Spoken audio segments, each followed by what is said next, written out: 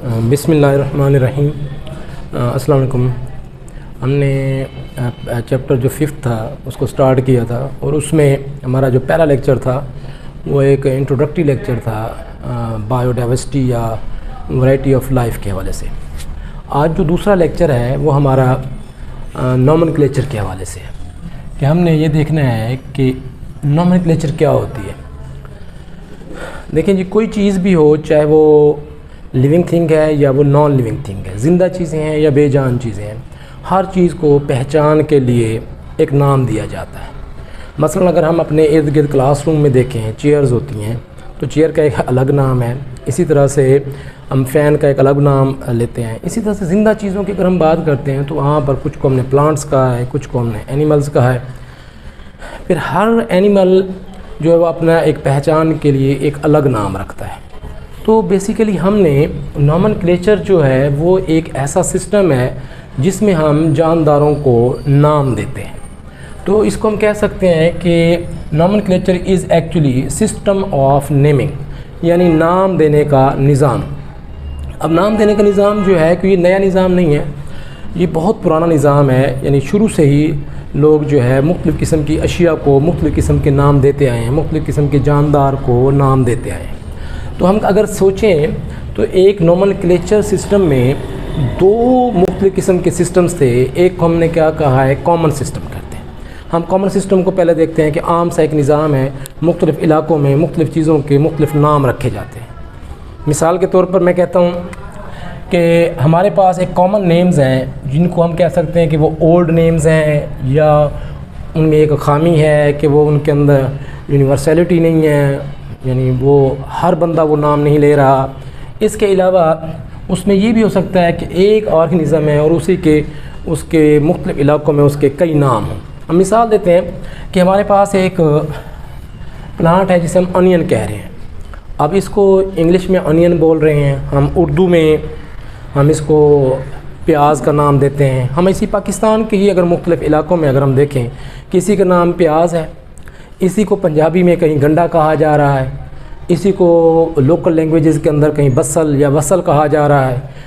एक ही प्लांट के कई नाम जो है वो एक ही मुल्क के अंदर या एक ही इलाके के अंदर या मुख्तलिफ़ इलाक़ों के अंदर लिए जा रहे हैं।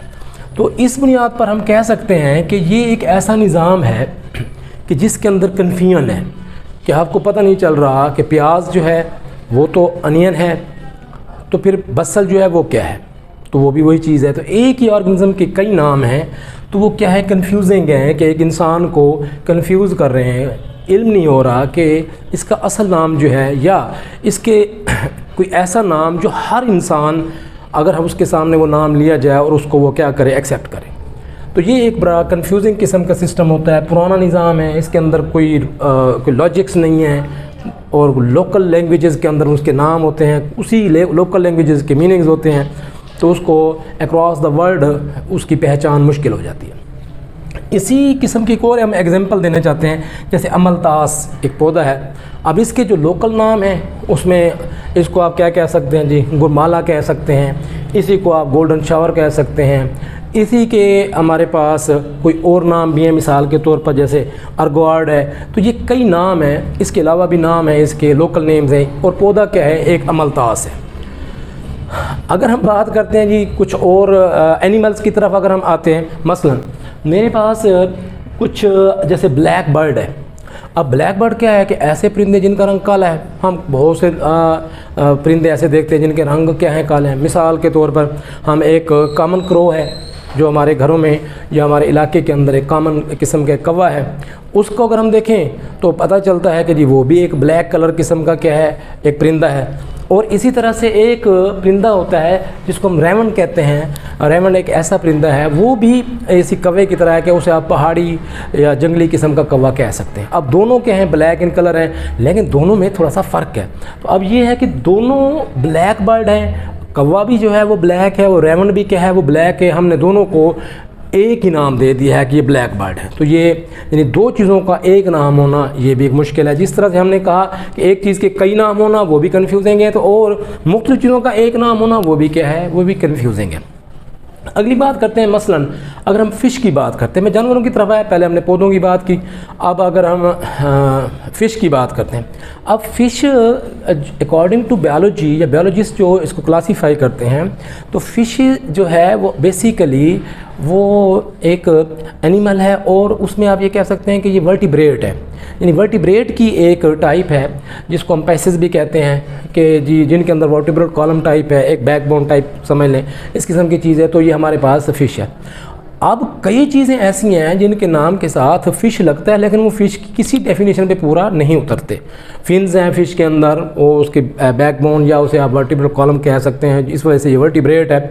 अब अगर हम बात करते हैं जी एक इसी फ़िश की ही, अगर हम एक समझ लें कि जी सफिक्स यूज़ कर रहे हैं, कहीं पर क्रे फ़िश है, क्रे फ़िश कहीं पर भी फ़िश नहीं है। इसी तरह से सिल्वर फ़िश है, ये तो एक प्योर एक इंसेक्ट है, एक हशरात की फैमिली से ताल्लुक़ रखने वाला है और हमने उसको भी क्या कहा हुआ है, सिल्वर फ़िश कहा हुआ है। तो सिल्वर फ़िश भी फ़िश नहीं है। इसी तरह से स्टार फ़िश, जिसको आजकल हम सी स्टार का नाम भी देते हैं, क्या नाम देते हैं जिसको जी, सी स्टार।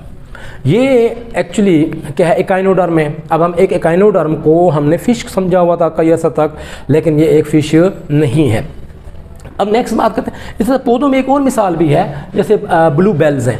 अब ब्लू बेल्स क्या है, एक फैमिली, एक पौधा है, तो बेशक रंगत में वो ब्लू है और उसके बेल शेप किस्म के उसके फ्लावर्स होते हैं। तो उसमें डजन ऑफ, यानी आप कह सकते हैं दर्जनों किस्म के पौधे हैं जिनको हम ब्लू बेल्स की फैमिली में रख देते हैं। तो ये यानी इतने सारे पौधे हैं, लेकिन हमने उनको क्या कहा हुआ है, जस्ट उनके फ्लावर शेप की वजह से ब्लू बेल्स का ही नाम दिया हुआ है, लेकिन उन तमाम की खुसूसियात जो हैं वो एक दूसरे से काफ़ी हद तक के हैं, वो मुख्तलिफ हैं।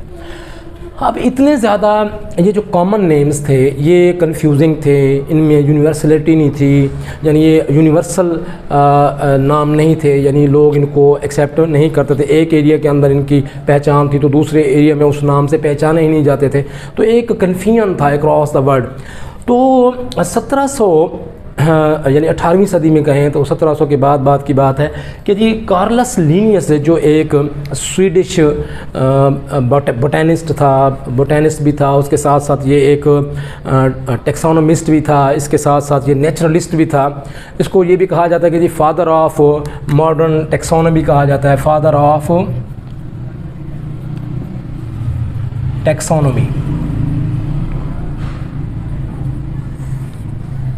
कार्लस लिनियस को कार्ल लिनियस के नाम से भी शॉर्टली बोला जा सकता है। कार्लस लिनियस ने 1753 के अंदर राउंड अबाउट जो है जो प्लांट्स थे, क्योंकि बेसिकली ये बोटैनिस्ट था, तो इसने प्लांट्स की एक लिस्ट दी नामों की, जो नाम दुनिया में बहुत एडमायर किए गए, उनको कबूल किया गया उन नामों को, क्योंकि उनके अंदर एक जिसे कह सकते हैं यूनिवर्सलिटी थी कि जी वो नाम पूरी अक्रॉस द वर्ल्ड वो पहचाने जा रहे थे। तो उसके 1753 में ये नाम की जो एक लिस्ट थी उसको एक बहुत पजीराई मिली। तो बाद में 1758 के अंदर यानी 1753 में उसने plants names list of plants name दिए, और इसी तरह से 1758 में उसने क्या किया, लिस्ट ऑफ एनिमल नेम्स दिए। तो ये और इन नामों को एक्सेप्ट भी किया गया और ये मशहूर भी बहुत हुए और प्रोपेगेट भी बहुत हुए। मतलब ये है कि पूरी दुनिया ने इसको कबूल किया। अब इस निज़ाम की कुछ खूबियाँ क्या थीं? पहली खूबी तो यही है कि एक जानदार है, उसका नाम है, तो दूसरे जानदार का वो नाम यूज़ नहीं किया जा सकता, या मुख्तलिफ़ जानदारों का एक नाम नहीं हो सकता, या एक जानदार के मुख्तलिफ़ नाम नहीं हो सकते। एक तो ये, यानी उसमें आप ये कह सकते हैं कि आफाकियत थी, हर तरफ जो लोग थे वो अलग सा एक पहचान के साथ एक नाम ले रहे थे। मसला एक स्पीशी है इंसान, अब उसका एक कॉमन नाम तो इंसान है, कहीं कहीं ह्यूमन है, तो कहीं कुछ नाम लिया जा रहा होगा, लेकिन इसका जो साइंटिफिक नेम है वो क्या है, वो साइंटिफिक होमो सेपियंस है। अक्रॉस द वर्ल्ड कहीं पर भी आप बायोलॉजिकली अगर आप इसका नाम लेंगे तो Homo sapiens will be the name of human being. अब हम बात करते हैं कि इस निज़ाम की जो क्या खासियत है, किस तरह से ये निज़ाम इंट्रोड्यूस कराया गया। पहली बात यह है कि इसमें जो सिस्टम था, जो कार्ल्स लिनस का जो निज़ाम था, वो बाइनोमियल नोमेनक्लेचर थी। यानी एक ऐसा नाम था जो दो अल्फाजी था, उसके दो अल्फाज थे, दो वर्ड पे वो मुश्तमिल नाम था। एक जो पहला वर्ड था वो जेनरिक नेम कहलाता है। मिसाल के तौर पर उसमें जीनस का नाम था, जैसे इंसान का नाम है होमो सेपियंस, फॉर एग्जांपल होमो और सेपियंस। अब होमो सेपियंस जो है, होमो जो है वो क्या है जी, जेनरिक नेम है, और ये जेनरिक नेम है, और ये वाला नाम जो है ये दूसरा हिस्सा है जिसे हमने क्या कहा है, स्पेसिफिक नेम।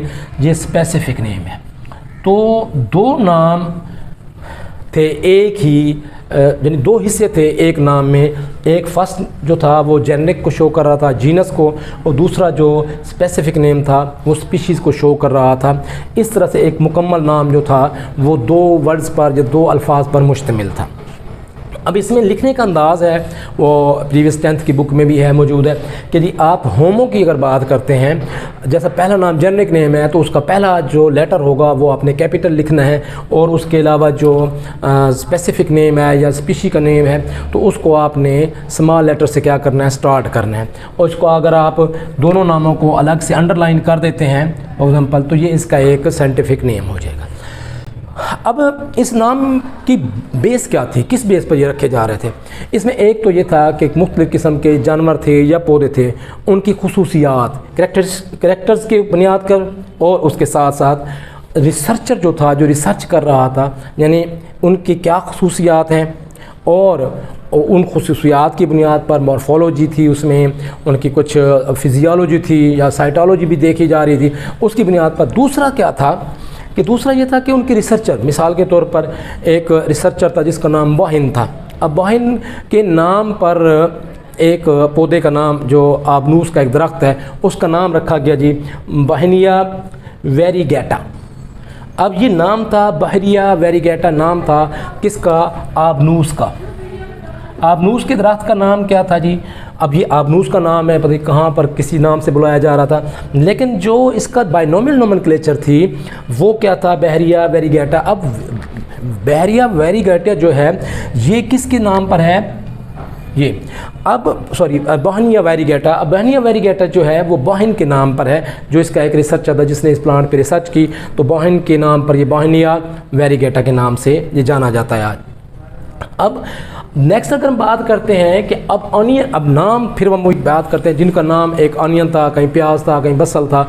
अब उसका जो साइंटिफिक या बाइनोमियल नोमेनक्लेचर में अगर हम उसका नाम देखें तो उसका नाम है जी एलियम सीपा। अब Allium cepa is the universal और the scientific name of onion. ये ऑनियन का जो है वो क्या है, यूनिवर्सल नेम है। दूसरा जी अमलतास, जिसको हमने यहाँ पर अमलतास का नाम दिया और कहीं पर उसको गुलमाला का नाम दिया, लेकिन अब उसका जो यूनिवर्सल नाम है, जो बाइनोमियल नोमेनक्लेचर में उसका नाम आता है, वो उसका नाम है जी कैशिया फिस्टोला। अब कैशिया फिस्टोला जो है ये इसका एक क्या है, या कैशिया फिस्टोला ये इसका साइंटिफिक नेम है। अब हमारे पास कॉमन क्रो, जो हम कॉमन क्रो जिसे हम कहीं पर कह रहे थे जी ब्लैक बर्ड है, और ब्लैक बर्ड पता नहीं बहुत सारे हैं, तो हम अब इसका नाम जो है वो है कॉर्वस स्प्लेंडेंस। कॉर्वस स्प्लेंडेंस ये इसका कौन सा नाम है? ये कॉमन क्रो है जो हमारे घरों में या हमारे सोसाइटी में मौजूद होते हैं, इर्द गिर्द जो माहौल है, तो ये इसका जो साइंटिफिक नाम है वो है कॉर्वस स्प्लेंडेंस। यहाँ पर अब एक और बात करता चलूँ। अब यहाँ पर दो नाम मैं यहाँ बयान कर रहा हूँ। एक का नाम है जी सोलेनम टिब्रोसम। अब ये कॉमन, जो जैसे हमारे घरों में जो आलू वगैरह है या पोटैटो है, ये पोटैटो का नाम है, यानी पोटैटो को जो साइंटिफिक नाम है वो है सोलेनम टिब्रोसम। अब इसी तरह से एक और है, नेम वही है, जेनरिक नेम वही है, सोलेनम मेलनजीना। अब ये जो है ये किसका नाम है? ये ब्रिंजल का नाम है। ब्रिंजल मीन यानी बैंगन का नाम है। अब ये आलू हो गया। अब दोनों में एक चीज़ बड़ी कॉमन सी है कि दोनों में जो जेनरिक नेम है वो क्या है? सोलेनम है। तो इससे ये ज़ाहिर होता है कि इन दोनों का बहुत गहरा ताल्लुक़ है। ये दोनों प्लांट्स जो हैं आपस में काफ़ी हद तक सिमिलैरिटीज़ होंगी, या बहुत हद तक इनकी जो होंगी वो ख़ुसूसियात मिलती जुलती होंगी। बेशक बज़ाहिर हमारे पास पोटैटो या ब्रिंजल में कोई ख़ास उन दोनों चीज़ों में हमारे पास कोई ऐसी नहीं है कि हमें फ़ील होता होगा ये दोनों एक दूसरे से मिलते जुलते हैं, लेकिन इनकी कई ख़ुसूसियात होंगी जो इनमें क्या करती होंगी, मैच करती होंगी।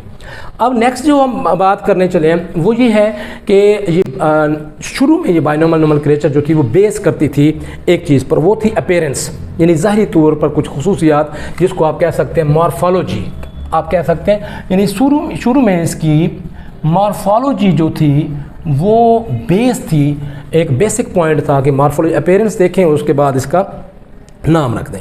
लेकिन जैसे जैसे टाइम गुजरता गया तो सिर्फ मॉर्फोलॉजी की बुनियाद पर बायनोमियल नोमेनक्लेचर नहीं रखेगी, बल्कि इसके बाद